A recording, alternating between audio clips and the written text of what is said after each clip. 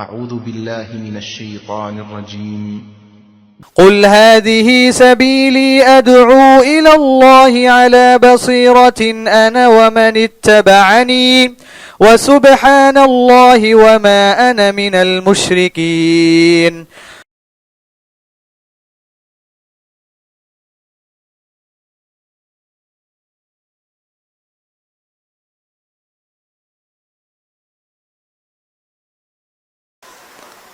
السلام علیکم ورحمۃ اللہ وبرکاتہ. الحمد للہ رب العالمین والصلاة والسلام علی سید الانبیاء والمرسلین نبینا محمد وعلی آلہ وصحبہ اجمعین ومن تبعہم بإحسان الی یوم الدین. رمضان کے تعلق سے بعض مسائل اور بعض غلطیوں کی تصحیح انشاءاللہ آج کے درس میں ہم کریں گے. سب سے پہلے رمضان کا چاند نظر آیا کہ نظر نہیں آیا؟ ہمارے ہاں رمضان کب شروع ہوگا؟ فلاں ملک میں رمضان شروع ہو چکا ہے، ہمارے ملک میں کیوں نہ کریں؟ یہ سارے مسائل جو رمضان اور عید کے موقع پر آتے ہیں، یہ ہماری غلطیوں کی وجہ سے، ہمارے آپس میں اتحاد اور اتفاق نہ ہونے کی وجہ سے اور دین کو نہ سمجھنے کی وجہ سے ہے. اور اس پر مصیبت یہ ہے کہ بعض لوگ جن کے پاس علم نہیں ہوتا ہے وہ لوگ فتوے دینا شروع کر دیتے ہیں.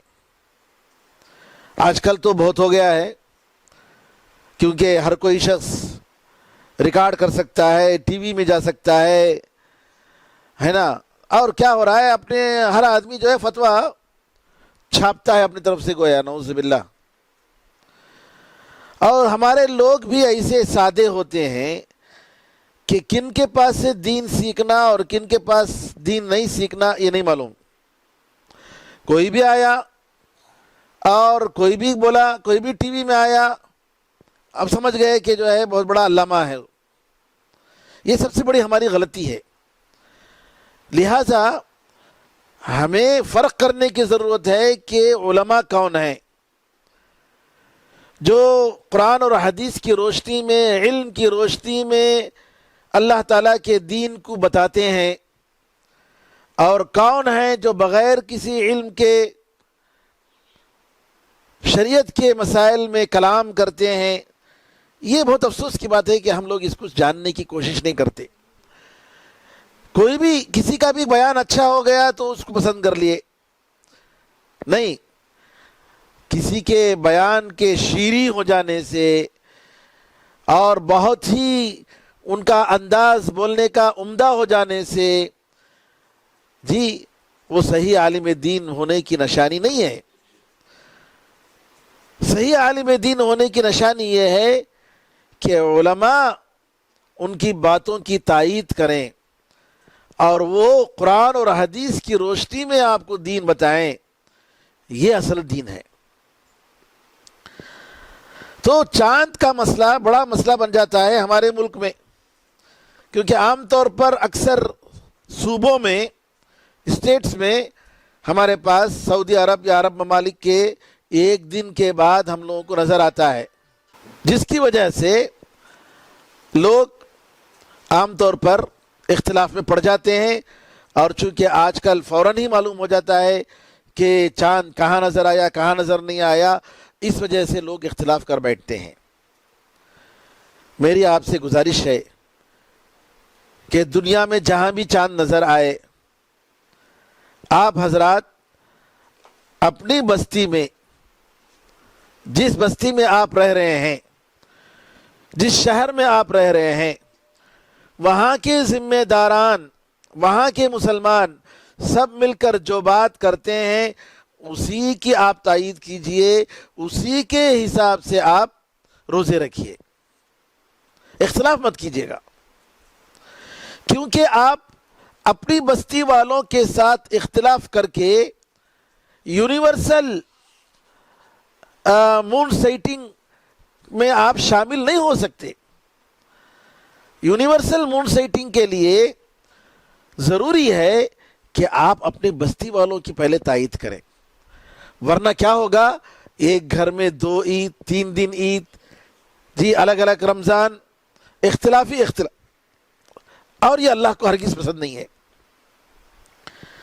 गरचे के मसला जैसे भी हो, फी ज़ाती ही मसला यूनिवर्सल सही हो या गलत, जैसे भी उलमा ने, ये उलमा का काम है, ये अवाम उन्नास का काम नहीं है, पब्लिक का काम नहीं है, ये आपका और हर एक आदमी का काम नहीं है, ये उलमाए किराम का काम है। उलमाए किराम जिस बात को बोलें उस पर आप अमल करें। और अगर आपके यहाँ जो भी उलमा फतवा देते हैं या हिलाल कमेटी की फतवे को लोग लेते हैं या इमारत शरइया के बातों को लेते हैं या मुफ्ती साहब या काजी साहब की बात को लेते हैं और सब लोग उस पर अमल करते हैं, तो आप उसी पर अमल कीजिए और किसी एक के दुक्के की बात मत सुनिएगा। क्योंकि ये सब मसाइल हर आदमी अपने तौर पर रोज़ा रखना और हर अपने तौर पर ईद मनाने का नहीं है, बल्कि इन मसाइल में जहाँ बस्ती के उलमा और अवाम पब्लिक जिस दिन रोज़ा रखते हैं उस दिन हम लोगों को रोज़ा रखना चाहिए। इख्तिलाफात तो हैं, अल्लाह करे कि ये इख्तिलाफात जल्द ख़त्म हो, लेकिन जब तक ये इख्तिलाफात ख़त्म नहीं होते उस वक्त तक अपने अपनी बस्ती और अपने अपने मुल्क के हिसाब से रोज़ा रखिए और ईद मनाइए और इख्तिलाफ मत कीजिएगा। ये पहली बात। दूसरी बात, रमज़ान के रोज़ों की फ़र्जियत के बारे में मैंने इससे पहले बता दिया था कि हर मुसलमान मर्द और औरत पर जो मुकीम है, मुसाफिर नहीं है, बीमार नहीं है, ताकत रखता है, तो उस पर रोज़ा फ़र्ज़ है। जो औरतें हैज़ में या निफास में हैं उस हालत में वो रोज़ा नहीं रखेंगी, बाद में वो रोज़ा क़ज़ा करेंगे। बाज़ लोग बग़ैर किसी उज़्र के रोज़ा छोड़ देते हैं, ये कबीरा गुनाह है। बच्चों को, छोटे बच्चों को 7 साल से ऊपर, 7 साल या उसके ऊपर जो बच्चे होते हैं उनको रोज़ा रखने की आदत डालनी चाहिए। बाज़ लोग क्या करते हैं, रमज़ान के 3 रोज़े रख लेते हैं, बोलते हैं कि 3 रोज़ा रखे तो बस 30 दिन का रोज़ा हो गया, पूरा महीने का रोज़ा हो गया। ये गलत। और बाज़ लोगों को पूछे तो क्या भाई रोज़ा रखे क्या? अरे हमारे घर में रोज़ा रखे हैं, हमारी औरतें रोज़ा रखी हैं। ऐसा लग रहा है कि रोज़ा जो है ये मर्दों के लिए नहीं बल्कि औरतों के लिए है, क्योंकि मर्द जो है बाहर जाकर कमा के आते ना। नहीं मेरे भाइयों, मर्दों को भी रोज़ा रखना है, औरतों को भी रोज़ा रखना है।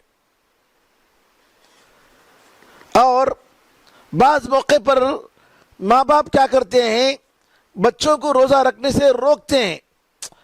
अरे बेटे तू कमज़ोर है, नहीं तुझे बाहर जाकर काम करना है, नहीं ये बड़ी ड्यूटी है लंबी, तुम्हें रोज़ा मत रखो।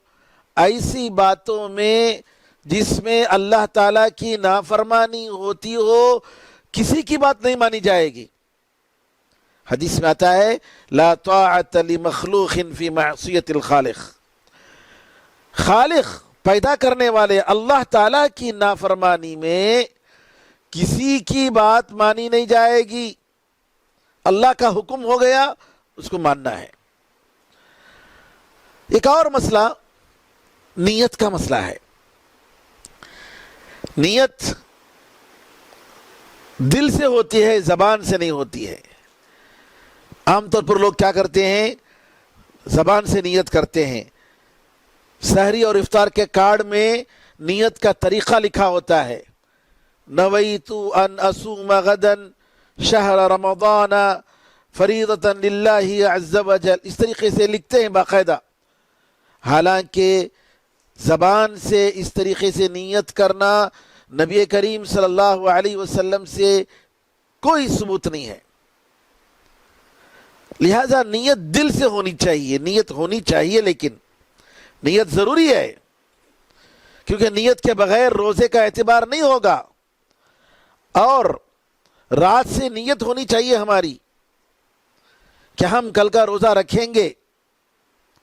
یہ فرض نمازوں کے لیے، فرض روزوں کے لیے باقاعدہ رات سے نیت کرنی ضروری ہے. حدیث میں آتا ہے من لم یبیت الصیام من اللیل فلا صیام لہ، جس نے رات ہی سے روزہ رکھنے کا ارادہ نہیں رکھا تو اس کے روزے کا اعتبار نہیں. لہذا نیت کر ضرور کریں.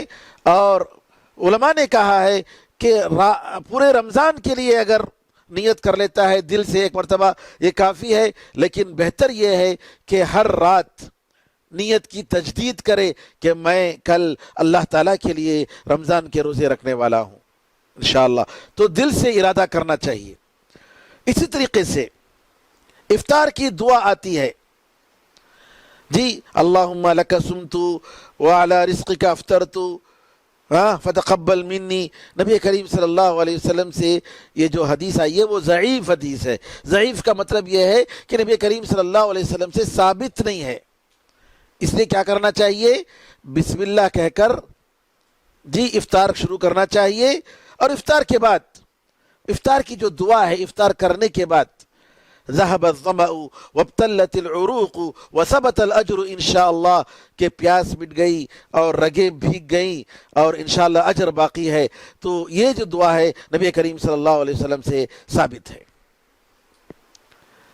افطار کی ابتدا اگر تازے کھجور جس کو رطب کہتے ہیں تو اس سے شروع کریں، نبی کریم صلی اللہ علیہ وسلم کی سنت ہے. اگر وہ نہیں تو سوکھے کھجور، اور اگر وہ بھی نہ ہو تو پانی سے شروع کریں. اور اگر انسان سفر میں ہے، نہ کھانے کے لیے کچھ بھی نہیں ہوا، اس کے پاس کوئی چیز نہیں ہے، نہ پانی کے پینے کے لیے کوئی چیز ہے، تو ایسی صورت میں دل سے بھی اگر وہ جی افطار کر لیتا ہے تو اس کا وہاں سے روزہ ختم ہو جاتا ہے. روزہ افطار کرنے میں بعض لوگ کیا کرتے ہیں کہ ذرا جلدی کر لیتے ہیں، یعنی آخری وقت میں بھوک زیادہ لگتی ہے، بھوک کا احساس زیادہ بڑھ جاتا ہے، تو بعض لوگ کیا کرتے ہیں وقت سے پہلے کر لیتے ہیں. غلط بات ہے. وقت ہونے کے بعد، مثال کے طور پر آپ کے پاس جو ٹائم دیا ہوا ہے کیلنڈر میں، یا سورج غروب ہونے کا ٹائم، کم از کم 1 منٹ اس کے بعد چھوڑیں، کیونکہ عام طور پر گھڑیوں میں فرق ہوتا ہے. تو جو ٹائم لکھا ہوا ہے افطار کا ٹائم، اس کے بعد 1 منٹ کے بعد افطار کریں.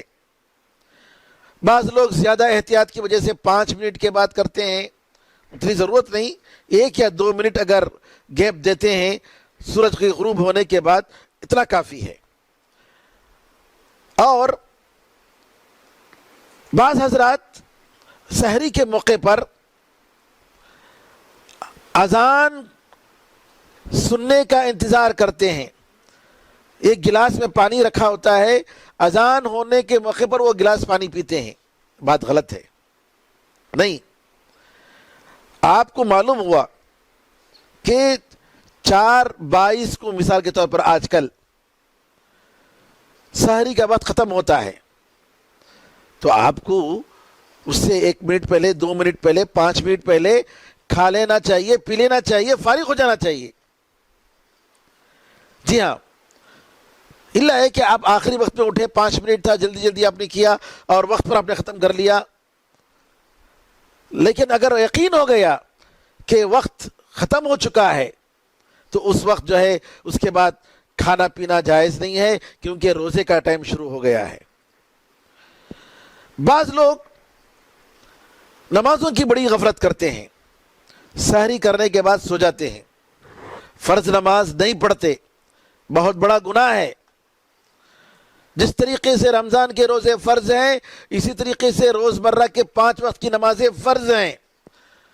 اور کئی علماء کرام کا یہ فتویٰ ہے کہ جو شخص فرض نماز چھوڑ دیتا ہے وہ مسلمان نہیں، وہ کافر ہے. اور یہاں تک کہا علماء نے کہ اگر بیوی نماز پڑھ رہی ہے، شوہر نماز نہیں پڑھتا ہے، تو دونوں کا رشتہ ٹوٹ جاتا ہے، کیونکہ یہ شخص مسلمان نہیں، کافر ہو گیا، نعوذ باللہ. لہذا نماز کی پابندی کرنی چاہیے. بعض لوگ رمضان میں صرف نماز پڑھتے ہیں اور عید کے بعد ان کی نمازیں ختم ہو جاتی ہیں، یہ بھی بڑی غلطی ہے. بعض لوگ بہت جلدی سحری کھا کے سو جاتے ہیں، رات کے 12 بجے 1 بجے کھا کے سو جاتے ہیں. نہیں، غلط. سحری کا ٹائم جی صبح صادق ہونے سے پہلے،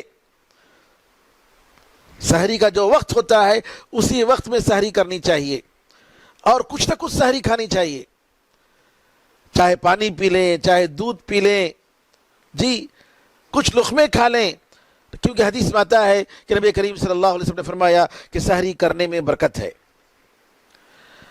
اور عورت اگر حیض کی حالت میں ہو اور صبح صادق سے پہلے وہ پاک ہو گئی تو اس دن کا روزہ رکھنا اس کے لیے ضروری ہے. گرچہ غسل فجر کی نماز کے وقت میں کر سکتی ہے، صبح صادق نکلنے کے بعد سورج نکلنے سے پہلے وہ غسل کر کے نماز پڑھ لینا چاہیے اس کو. بعض لوگ غسل کرنے میں دیر کرتے ہیں کیونکہ مجھے سردی ہو جائے گی اور بخار آ جائے گی. نہیں، نعوذ باللہ، یہ سب غلط عذر ہے. الحمدللہ آج کل وسائل ہیں، گرم پانی کر کے آدمی غسل کر سکتا ہے. لہٰذا واجب غسل کو تاخیر کرنا اور اس کی وجہ سے فجر کی نماز تاخیر سے پڑھنا ایک بہت بڑا گناہ ہے. بعض لوگ افطار کرتے ہیں سگریٹ پر یا بیڑی پر، یہ بھی جائز نہیں ہے. علماء کی نظر میں سگریٹ اور بیڑی کا استعمال جو ہے یہ حرام ہے، اس لیے بچنا چاہیے. اور یہ مسائل تھے افطار اور سحری کے تعلق سے، اور بھی کچھ مسائل انشاءاللہ آئیں گے. اللہ تعالیٰ سے دعا ہے کہ اللہ تعالیٰ ہم سب کو دین حق کو سمجھنے اور اس پر عمل کرنے کی توفیق عطا فرمائے. آمین یا ارحم الراحمین. والحمدللہ رب العالمین، وصلی اللہ وسلم علی نبینا محمد وعلی آلہ وصحبہ اجمعین، والحمدللہ رب العالمین. والسلام علیکم ورحمۃ اللہ وبرکاتہ.